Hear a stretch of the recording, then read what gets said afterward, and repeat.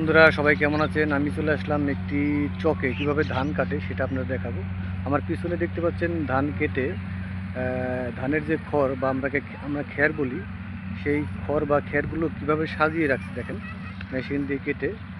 আরও পিছনে যে বস্তাগুলো দেখতে পাচ্ছেন সেই বস্তা হচ্ছে ধান ভর্তি বস্তা, মানে একদিকে খের আর একদিকে বস্তা ভর্তি ধান। ওই যে আমার পিছনে যে মেশিনটা দেখতে পাচ্ছেন ওই মেশিন দিয়ে কাটছে। তো আমি মেশিনের কাছে গিয়ে দেখাবো যে কীভাবে মেশিন দিয়ে ধান কাটে। তো চলুন দেখা যাক, আপনাদের দেখাচ্ছি। প্রতি দর্শক মণ্ডলী, আজকে আপনাদের একটা জিনিস দেখাবো যে কীভাবে ধানের মেশিন দিয়ে ধান আলাদা করে এবং ধানের যে খড় বা খ্যার বলি সেটা কীভাবে আলাদা করে। দেখেন এই হচ্ছে মেশিন, এই মেশিন দিয়ে কাটতেছে। সারা সব কাটা হয়ে গেছে।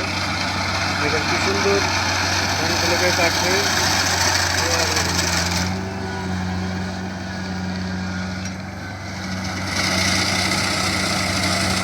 ধানের বস্তার ভিতরে সবগুলো পড়তেছে। দেখেন ধান কাটতে কাটতে যাচ্ছে আর পিছন দিয়ে খড় পড়তেছে।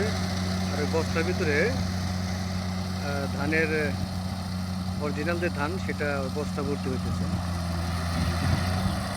এভাবে ধান এখানে কাটতেছে। দেখেন খেরগুলো সারিবদ্ধভাবে এখানে রাখা আছে। আশেপাশে যতগুলো দেখতেছেন সবগুলো একই অবস্থা। এভাবে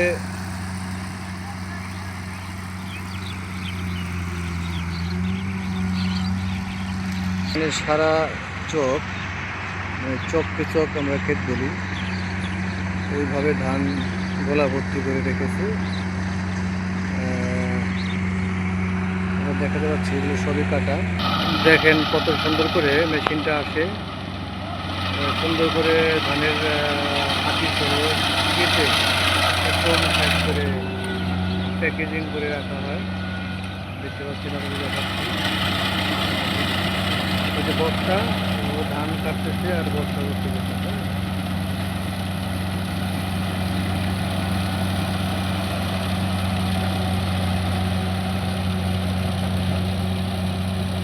একদিকে খড় পড়তেছে আর একদিকে ধানের বস্তা।